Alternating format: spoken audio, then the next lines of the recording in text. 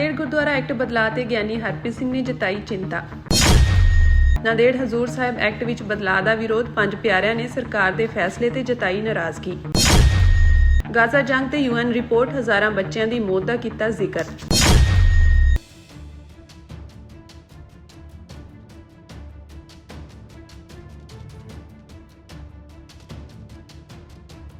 ਅਕਾਲੀ ਦਲ ਪੁਨਰ ਸੁਰਜੀਤੀ ਦੇ ਆਗੂ ਅਤੇ ਸਾਬਕਾ ਜਥੇਦਾਰ ਸ਼੍ਰੀ ਅਕਾਲ ਤਖਤ ਸਾਹਿਬ ਗਿਆਨੀ ਹਰਪ੍ਰੀਤ ਸਿੰਘ ਨੇ ਮਹਾਰਾਸ਼ਟਰ ਸਰਕਾਰ ਵੱਲੋਂ ਨਾਂਦੇੜ ਸਿੱਖ ਗੁਰਦੁਆਰਾ ਸੱਚਖੰਡ ਸ਼੍ਰੀ ਹਜ਼ੂਰ ਅਬਚਲ ਨਗਰ ਸਾਹਿਬ ਐਕਟ 1956 ਵਿੱਚ ਕੀਤੇ ਜਾ ਰਹੇ ਬਦਲਾਵਾਂ ਨੂੰ ਲੈ ਕੇ ਚਿੰਤਾ ਜ਼ਾਹਰ ਕੀਤੀ ਹੈ।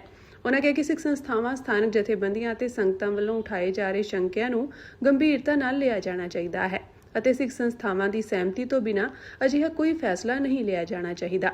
ਗਿਆਨੀ ਹਰਪ੍ਰੀਤ ਸਿੰਘ ਨੇ ਕਿਹਾ ਕਿ ਧਾਰਮਿਕ ਅਦਾਰਿਆਂ ਦੇ ਪ੍ਰਬੰਧ ਨਾਲ ਜੁੜੇ ਕਾਨੂੰਨਾਂ ਵਿੱਚ ਬਦਲਾਅ ਕਰਨ ਤੋਂ ਪਹਿਲਾਂ ਸਿੱਖ ਧਾਰਮਿਕ ਆਗੂਆਂ, ਸੰਸਥਾਵਾਂ ਅਤੇ ਵਿਦਵਾਨਾਂ ਨਾਲ ਵਿਆਪਕ ਵਿਚਾਰ ਵਟਾਂਦਰਾ ਜ਼ਰੂਰੀ ਹੈ। ਉਨ੍ਹਾਂ ਕੇਂਦਰ ਸਰਕਾਰ ਨੂੰ ਵੀ ਅਪੀਲ ਕੀਤੀ ਕਿ 1959 ਦੇ ਨਹਿਰੂ ਮਾਸਟਰ ਤਾਰਾ ਸਿੰਘ ਸਮਝੌਤੇ ਨੂੰ ਕਾਨੂੰਨੀ ਸੁਰੱਖਿਆ ਦਿੱਤੀ ਜਾਵੇ ਤਾਂ ਜੋ ਸਿੱਖਾਂ ਦੇ ਧਾਰਮਿਕ ਮਾਮਲਿਆਂ ਵਿੱਚ ਸਰਕਾਰੀ ਦਖਲਅੰਦਾਜ਼ੀ ਨਾ ਹੋਵੇ। ਨਾਂਦੇੜ ਸਿੱਖ ਗੁਰਦੁਆਰਾ ਸੱਚਖੰਡ ਸ਼੍ਰੀ ਹਜ਼ੂਰ ਅਬਚਲ ਨਗਰ ਸਾਹਿਬ ਐਕਟ 1956 ਜਿਸ ਨੂੰ ਪਹਿਲਾਂ ਦੀ ਤਰ੍ਹਾਂ ਹੀ ਰੱਖਣਾ ਚਾਹੀਦਾ। ਨਵੇਂ ਅਧਿਨਿਯਮ ਦਾ ਸਮੂਹ ਹਜ਼ੂਰੀ ਸਾਧ ਸੰਗਤ ਅਤੇ ਪੰਜ ਪਿਆਰੇ ਸਾਹਿਬਾਨ ਵੱਲੋਂ ਸਰਵ ਸੰਮਤੀ ਨਾਲ ਵਿਰੋਧ ਹੈ।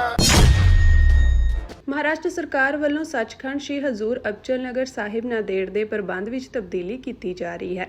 ਸਰਕਾਰ ਇਸ ਬਾਰੇ ਤਕਰੀਬਨ 70 ਸਾਲ 1956 ਵਿੱਚ ਬਣੇ ਕਾਨੂੰਨ ਨੂੰ ਰੱਦ ਕਰਕੇ ਇੱਕ ਨਵਾਂ ਕਾਨੂੰਨ ਲਾਗੂ ਕਰਨ ਜਾ ਰਹੀ ਹੈ। ਖਦਸ਼ਾ ਇਹ ਹੈ ਕਿ ਇਸ ਨਵੇਂ ਕਾਨੂੰਨ ਨਾਲ ਮਹਾਰਾਸ਼ਟਰ ਸਰਕਾਰ ਵੱਲੋਂ ਤਖਤ ਸਾਹਿਬ ਦੇ ਪ੍ਰਬੰਧ ਵਿੱਚ ਪਹਿਲਾਂ ਤੋਂ ਚੱਲੀ ਆ ਰਹੀ ਸਰਕਾਰੀ ਦਖਲਅੰਦਾਜ਼ੀ ਹੋਰ ਵਧਾਈ ਜਾਵੇਗੀ।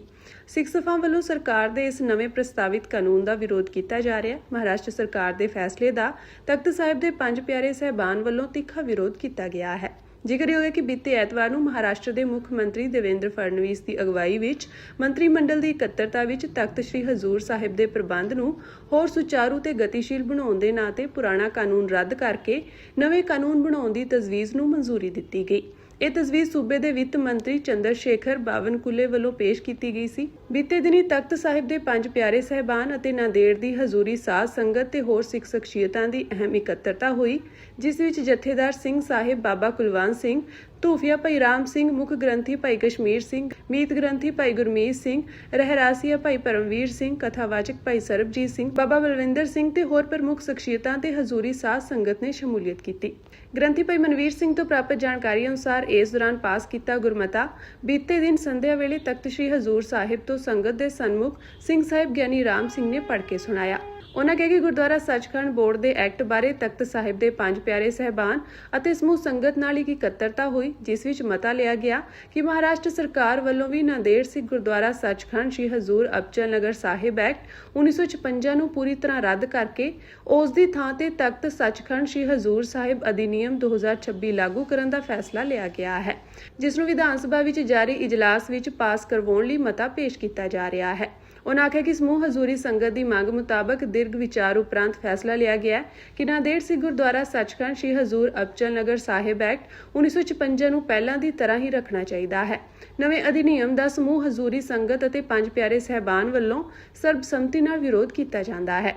ਅੱਜ ਗੁਰਦੁਆਰਾ ਸੱਚਖੰਡ ਬੋਰਡ ਦੇ ਐਕਟ ਬਾਰੇ ਤਖਤ ਸਾਹਿਬ ਜੀ ਦੇ ਪੰਜ ਪਿਆਰੇ ਸਾਹਿਬਾਨ ਅਤੇ ਸਮੂਹ ਸਾਧ ਸੰਗਤ ਨਾਲ ਇੱਕ ਇਕੱਤਰਤਾ ਹੋਈ, ਜਿਸ ਵਿੱਚ ਮਤਾ ਲਿਆ ਗਿਆ ਮਹਾਰਾਸ਼ਟਰ ਸਰਕਾਰ ਵੱਲੋਂ ਦੀ ਨਾਂਦੇੜ ਸਿੱਖ ਗੁਰਦੁਆਰਾ ਸੱਚਖੰਡ ਸ਼੍ਰੀ ਹਜ਼ੂਰ ਅਬਚਲ ਨਗਰ ਸਾਹਿਬ ਐਕਟ 1956 ਨੂੰ ਪੂਰੀ ਤਰ੍ਹਾਂ ਬਰਖਾਸਤ ਰੱਦ ਕਰਕੇ ਉਸ ਦੇ ਥਾਂ ਤੇ ਤਖਤ ਸੱਚਖੰਡ ਸ਼੍ਰੀ ਹਜ਼ੂਰ ਸਾਹਿਬ ਅਧਿਨਿਯਮ 2026 ਲਾਗੂ ਕਰਨ ਦਾ ਫੈਸਲਾ ਲਿਆ ਗਿਆ ਹੈ, ਜਿਸ ਨੂੰ ਵਿਧਾਨ ਸਭਾ ਵਿੱਚ ਜਾਰੀ ਅਧਿਵੇਸ਼ਨ ਵਿੱਚ ਪਾਸ ਕਰਾਉਣ ਲਈ ਮਤਾ ਪੇਸ਼ ਕੀਤਾ ਜਾ ਰਿਹਾ ਹੈ।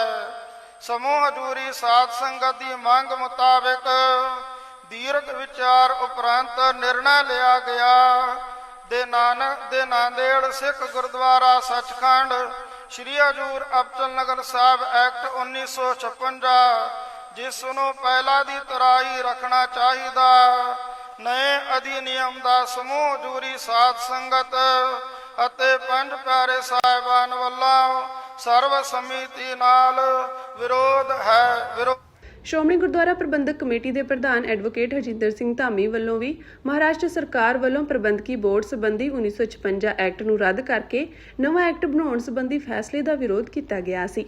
ਉਨ੍ਹਾਂ ਕਿਹਾ ਕਿ ਤਖਤ ਸ੍ਰੀ ਹਜ਼ੂਰ ਸਾਹਿਬ ਦੀ ਮਰਿਆਦਾ ਪ੍ਰਬੰਧ ਅਤੇ ਧਾਰਮਿਕ ਖੁਦਮੁਖਤਿਆਰੀ ਨਾਲ ਜੁੜੇ ਕਿਸੇ ਵੀ ਫੈਸਲੇ ਤੋਂ ਪਹਿਲਾਂ ਸਿੱਖ ਸੰਸਥਾਵਾਂ, ਤਖਤ ਸਾਹਿਬਾਨ ਦੇ ਜਥੇਦਾਰ ਸਾਹਿਬਾਨ, ਸਿੱਖਾਂ ਦੀ ਨੁਮਾਇੰਦਾ ਧਾਰਮਿਕ ਸੰਸਥਾ ਸ਼੍ਰੋਮਣੀ ਕਮੇਟੀ ਨਾਲ ਸਲਾਹ ਮਸ਼ਵਰਾ ਕਰਨਾ ਜ਼ਰੂਰੀ ਹੈ। ਉਨ੍ਹਾਂ ਕਿਹਾ ਕਿ ਸਰਕਾਰਾਂ ਸਿੱਖ ਸੰਸਥਾਵਾਂ ਨੂੰ ਕਮਜ਼ੋਰ ਕਰਨ ਲਈ ਅਜਿਹੇ ਕੁਝ ਯਤਨ ਕਰ ਰਹੀਆਂ ਹਨ ਜਿਸ ਨੂੰ ਸਿੱਖ ਸੰਗਤ ਕਦੇ ਵੀ ਪ੍ਰਵਾਨ ਨਹੀਂ ਕਰੇਗੀ।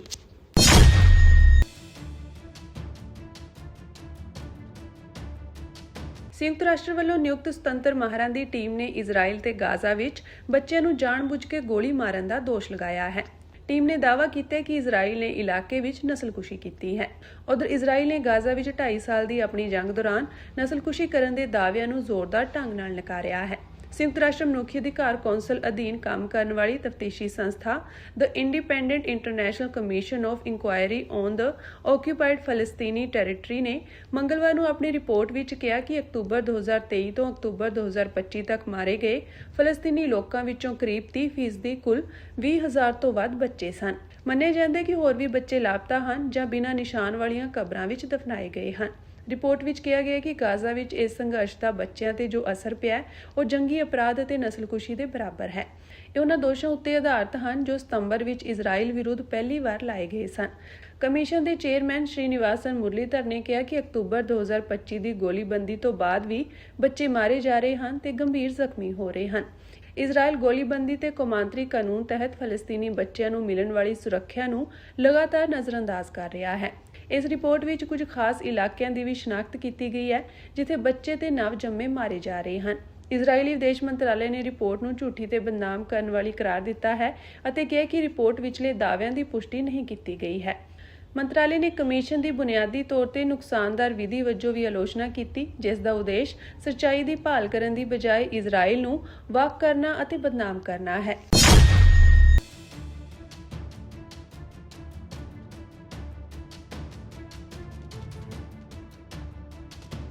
ਤਖਤ ਸ੍ਰੀ ਹਜ਼ੂਰ ਸਾਹਿਬ ਦੇ ਪ੍ਰਬੰਧਕਾਂ ਨੇ ਗੁਰਮਤਾ ਜਾਰੀ ਕਰਕੇ ਮਹਾਰਾਸ਼ਟਰ ਸਰਕਾਰ ਦੀ ਨਾਂਦੇੜ ਸਿੱਖ ਗੁਰਦੁਆਰਾ ਸੱਚਖੰਡ ਸ੍ਰੀ ਹਜ਼ੂਰ ਅਬਚਲ ਨਗਰ ਸਾਹਿਬ ਐਕਟ 1956 ਨੂੰ ਰੱਦ ਕਰਨ ਅਤੇ ਇਸ ਦੀ ਥਾਂ ਨਵਾਂ ਕਾਨੂੰਨ ਲਿਆਉਣ ਸੰਬੰਧੀ ਤਜਵੀਜ਼ ਰੱਦ ਕਰ ਦਿੱਤੀ ਹੈ। ਇਹ ਫੈਸਲਾ ਪੰਜ ਪਿਆਰਿਆਂ, ਸੀਨੀਅਰ ਧਾਰਮਿਕ ਅਹਿਲਕਾਰਾਂ ਅਤੇ ਵੱਖ-ਵੱਖ ਸਿੱਖ ਧਾਰਮਿਕ ਸੰਸਥਾਵਾਂ ਦੇ ਨੁਮਾਇੰਦਿਆਂ ਦੀ ਉੱਚ ਪੱਧਰੀ ਬੈਠਕ ਤੋਂ ਬਾਅਦ ਲਿਆ ਗਿਆ ਹੈ। ਵਿਚਾਰ ਵਟਾਂਦਰੇ ਉਪਰੰਤ ਸਰਬਸੰਮਤੀ ਨਾਲ ਮਤਾ ਪਾਸ ਕੀਤਾ ਗਿਆ ਜਿਸ ਵਿੱਚ 1956 ਦੇ ਮੂਲ ਐਕਟ ਨੂੰ ਬਰਕਰਾਰ ਰੱਖਣ ਦੀ ਜ਼ੋਰਦਾਰ ਵਕਾਲਤ ਕੀਤੀ ਗਈ। ਗੁਰਮਤਾ ਜਿਸ ਨੂੰ ਗੁਰੂ ਦੇ ਨਾਮ ਤੇ ਲਿਆ ਗਿਆ ਲਾਜ਼ਮੀ ਸਮੂਹਿਕ ਫੈਸਲਾ ਮੰਨਿਆ ਜਾਂਦਾ ਹੈ ਉਸ ਨੂੰ ਤਖਤ ਦੇ ਜਥੇਦਾਰ ਗਿਆਨੀ ਕੁਲਵੰਤ ਸਿੰਘ ਦੀ ਹਾਜ਼ਰੀ ਵਿੱਚ ਸਿੰਘ ਸਾਹਿਬ ਗਿਆਨੀ ਰਾਮ ਸਿੰਘ ਵੱਲੋਂ ਰਸਮੀ ਤੌਰ ਤੇ ਪੜ੍ਹ ਕੇ ਸੁਣਾਇਆ ਗਿਆ। ਸ਼੍ਰੋਮਣੀ ਗੁਰਦੁਆਰਾ ਪ੍ਰਬੰਧਕ ਕਮੇਟੀ ਦੇ ਪ੍ਰਧਾਨ ਐਡਵੋਕੇਟ ਹਰਜਿੰਦਰ ਸਿੰਘ ਧਾਮੀ ਤੇ ਅਕਾਲ ਤਖਤ ਸਣੇ ਪ੍ਰਮੁੱਖ ਪੰਥਕ ਧਿਰਾਂ ਨੇ ਹਜ਼ੂਰ ਸਾਹਿਬ ਐਕਟ ਵਿੱਚ ਫੇਰਬਦਲ ਦਾ ਵਿਰੋਧ ਕਰਦਿਆਂ ਮੁੱਖ ਮੰਤਰੀ ਦੇਵੇਂਦਰ ਫੜਨਵੀਸ ਨੂੰ ਇਹ ਪੇਸ਼ਕਦਮੀ ਫੌਰੀ ਰੋਕਣ ਦੀ ਅਪੀਲ ਕੀਤੀ ਹੈ।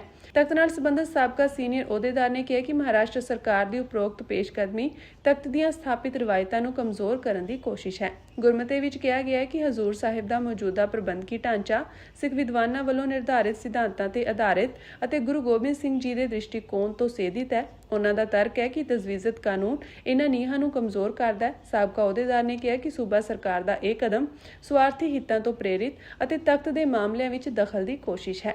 ਮੁੱਖ ਮੰਤਰੀ ਦੇਵੇਂਦਰ ਫੜਨਵੀਸ ਦੀ ਅਗਵਾਈ ਵਾਲੀ ਮਹਾਰਾਸ਼ਟਰ ਕੈਬਨਿਟ ਨੇ ਸੋਮਵਾਰ ਨੂੰ 70 ਸਾਲ ਪੁਰਾਣੇ ਨਾਂਦੇੜ ਸਿੱਖ ਗੁਰਦੁਆਰਾ ਸੱਚਖੰਡ ਸ੍ਰੀ ਹਜ਼ੂਰ ਸਾਹਿਬ ਅਬਚਲ ਨਗਰ ਸਾਹਿਬ ਐਕਟ 1956 ਨੂੰ ਰੱਦ ਕਰਨ ਦੀ ਤਜਵੀਜ਼ ਨੂੰ ਮਨਜ਼ੂਰੀ ਦਿੱਤੀ ਸੀ।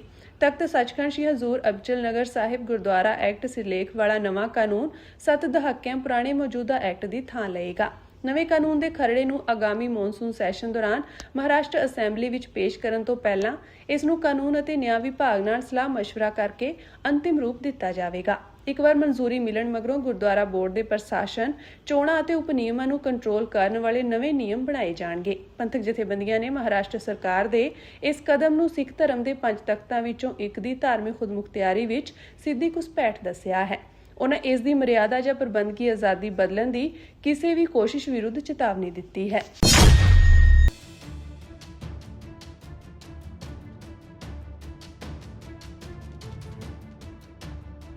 ਨਿਹੰਗ ਸਿੱਖਾਂ ਦੇ ਇੱਕ 5 ਮੈਂਬਰੀ ਵਫਦ ਨੇ ਅੱਜ ਉੱਤਰਾਖੰਡ ਦੇ ਮੁੱਖ ਮੰਤਰੀ ਪੁਸ਼ਕਰ ਸਿੰਘ ਧਾਮੀ ਨਾਲ ਉਹਨਾਂ ਦੀ ਸਰਕਾਰੀ ਰਿਹਾਇਸ਼ ਤੇ ਮੁਲਾਕਾਤ ਕੀਤੀ। ਇਸ ਤੋਂ ਬਾਅਦ ਵਫਦ ਵੱਲੋਂ ਕਰਨਪ੍ਰਿਆ ਘਟਨਾ ਦੀ ਤੇਜ਼ੀ ਨਾਲ ਜਾਂਚ ਦੀ ਮੰਗ ਕਰਨ ਅਤੇ ਆਉਣ ਵਾਲੇ ਤੀਰਥ ਯਾਤਰਾ ਸਮਾਗਮਾਂ ਲਈ ਸੁਰੱਖਿਆ ਪ੍ਰਬੰਧਾਂ ਤੇ ਚਰਚਾ ਕਰਨ ਵਾਸਤੇ ਇੱਥੇ ਸੂਬੇ ਦੇ ਡੀਜੀਪੀ ਨਾਲ ਮੁਲਾਕਾਤ ਕੀਤੀ ਗਈ। ਇਹ ਮੁਲਾਕਾਤ ਰੁਦਰਪ੍ਰਯਾਗ ਜ਼ਿਲ੍ਹੇ ਦੇ ਨਾਗਰਸੂ ਗੁਰਦੁਆਰਾ ਸਾਹਿਬ ਵਿੱਚ ਪਿਛਲੇ ਲਗਭਗ 72 ਘੰਟਿਆਂ ਤੋਂ ਚੱਲ ਰਹੇ ਤਣਾਅ ਦੇ ਖਤਮ ਹੋਣ ਦੇ ਇੱਕ ਦਿਨ ਬਾਅਦ ਹੋਈ ਹੈ। ਵਫਦ ਦੇ ਮੈਂਬਰਾਂ ਨੇ ਕਰਨਪ੍ਰਯਾਗ ਵਿੱਚ ਆਉਣ ਵਾਲੇ ਧਾਰਮਿਕ ਪ੍ਰੋਗਰਾਮਾਂ ਦੌਰਾਨ ਸ਼ਰਧਾਲੂਆਂ ਦੀ ਸੁਰੱਖਿਆ ਅਤੇ ਸਹੂਲਤਾਂ ਨੂੰ ਲੈ ਕੇ ਵੀ ਚਿੰਤਾ ਜਤਾਈ। ਉੱਥੇ ਹੀ ਮੁੱਖ ਮੰਤਰੀ ਅਤੇ ਡੀਜੀਪੀ ਦੀਪਮ ਸੇਠ ਦੋਵਾਂ ਨੇ ਵਫਦ ਨੂੰ ਭਰੋਸਾ ਦਿਵਾਇਆ ਕਿ ਹਾਲੀਆ ਘਟਨਾਕ੍ਰਮ ਸੰਬੰਧੀ ਡੂੰਘਾਈ ਨਾਲ ਜਾਂਚ ਚੱਲ ਰਹੀ ਹੈ ਤੇ ਸ਼ਰਧਾਲੂਆਂ ਦੀ ਸੁਰੱਖਿਆ ਨੂੰ ਯਕੀਨੀ ਬਣਾਉਣ ਲਈ ਢੁਕਵੇਂ ਕਦਮ ਚੁੱਕੇ ਜਾਣਗੇ।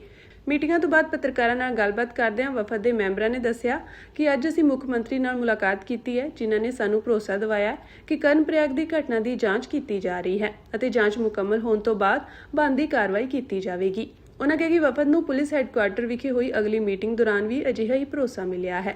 ਉੱਥੇ ਡੀਜੀਪੀ ਸੇਠ ਨੇ ਕਿਹਾ ਕਿ ਪੁਲਿਸ ਅਤੇ ਪ੍ਰਸ਼ਾਸਨ ਨੇ ਵੱਖ-ਵੱਖ ਜਥੇਬੰਦੀਆਂ ਦੇ ਨਾਲ ਮਿਲ ਕੇ ਕਰਨਪ੍ਰਯਾਗ ਅਤੇ ਨਾਗਰਸੂ ਵਿੱਚ ਸਥਿਤੀ ਨੂੰ ਕਾਬੂ ਹੇਠ ਲਿਆਉਣ ਲਈ ਸਬਰ ਅਤੇ ਸੰਜਮ ਤੋਂ ਕੰਮ ਲਿਆ। ਇਸ ਤੋਂ ਇਲਾਵਾ ਉਨ੍ਹਾਂ ਇਹ ਚੇਤਾਵਨੀ ਵੀ ਦਿੱਤੀ ਕਿ ਸੋਸ਼ਲ ਮੀਡੀਆ ਤੇ ਗੁੰਮਰਾਹਕੁਨ, ਭੜਕਾਊ ਅਤੇ ਡਰ ਪੈਦਾ ਕਰਨ ਵਾਲੀ ਸਮੱਗਰੀ ਫੈਲਾਉਣ ਵਾਲੇ ਵਿਅਕਤੀਆਂ ਖਿਲਾਫ ਸਖਤ ਕਾਨੂੰਨੀ ਕਾਰਵਾਈ ਸ਼ੁਰੂ ਕਰ ਦਿੱਤੀ ਗਈ ਹੈ।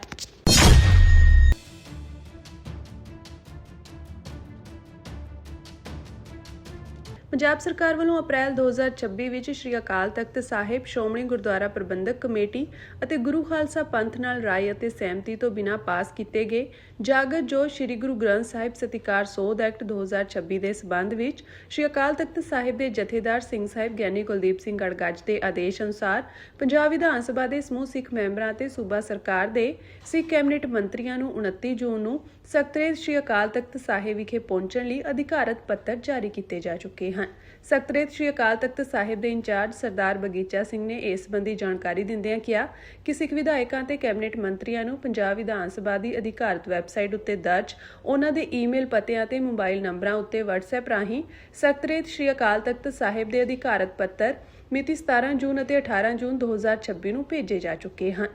ਵਿਧਾਨ ਸਭਾ ਦੇ ਸਪੀਕਰ ਸਰਦਾਰ ਕੁਲਤਾਰ ਸਿੰਘ ਨੂੰ ਪੱਤਰ ਮਿਤੀ 23 ਜੂਨ ਨੂੰ ਭੇਜਿਆ ਗਿਆ। ਉਹਨਾਂ ਕਿਹਾ ਕਿ ਸਮੂਹ ਵਿਧਾਇਕਾਂ ਤੇ ਮੰਤਰੀਆਂ ਨੂੰ ਉਹਨਾਂ ਦੇ ਸੰਪਰਕ ਨੰਬਰਾਂ ਉੱਤੇ ਸਕੱਤਰੇਤ ਦੇ ਅਧਿਕਾਰੀਆਂ ਵੱਲੋਂ ਫੋਨ ਕਰਕੇ ਵੀ ਜਾਣਕਾਰੀ ਦਿੱਤੀ ਗਈ ਹੈ ਕਿ ਉਹਨਾਂ ਨੂੰ ਅਧਿਕਾਰਤ ਪੱਤਰ ਭੇਜੇ ਗਏ ਹਨ।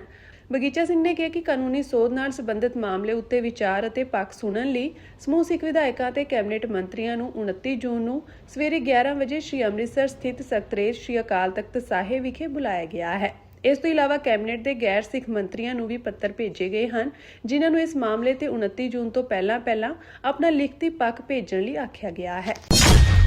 ਰਾਜ ਸਭਾ ਮੈਂਬਰ ਵਿਕਰਮਜੀਤ ਸਿੰਘ ਸਾਨੀ ਨੇ ਕੇਂਦਰੀ ਮੰਤਰੀ ਅਸ਼ਵਨੀ ਵੈਸ਼ਨਵ ਨੂੰ ਪੱਤਰ ਲਿਖ ਕੇ ਸੋਸ਼ਲ ਮੀਡੀਆ ਪਲੇਟਫਾਰਮਾਂ ਤੇ ਸ੍ਰੀ ਅਕਾਲ ਤਖਤ ਸਾਹਿਬ ਜਥੇਦਾਰ ਸਹਿਬਾਨ ਅਤੇ ਹੋਰ ਸਤਿਕਾਰਯੋਗ ਸਿੱਖ ਸੰਸਥਾਵਾਂ ਨੂੰ ਨਿਸ਼ਾਨਾ ਬਣਾਉਣ ਵਾਲੀ ਨਫ਼ਰਤ ਭਰੀ, ਅਪਮਾਨਜਨਕ ਅਤੇ ਭੜਕਾਊ ਸਮੱਗਰੀ ਦੇ ਲਗਾਤਾਰ ਵਧ ਰਹੇ ਪ੍ਰਸਾਰ ਖਿਲਾਫ ਤੁਰੰਤ ਕਾਰਵਾਈ ਕਰਨ ਦੀ ਮੰਗ ਕੀਤੀ ਹੈ।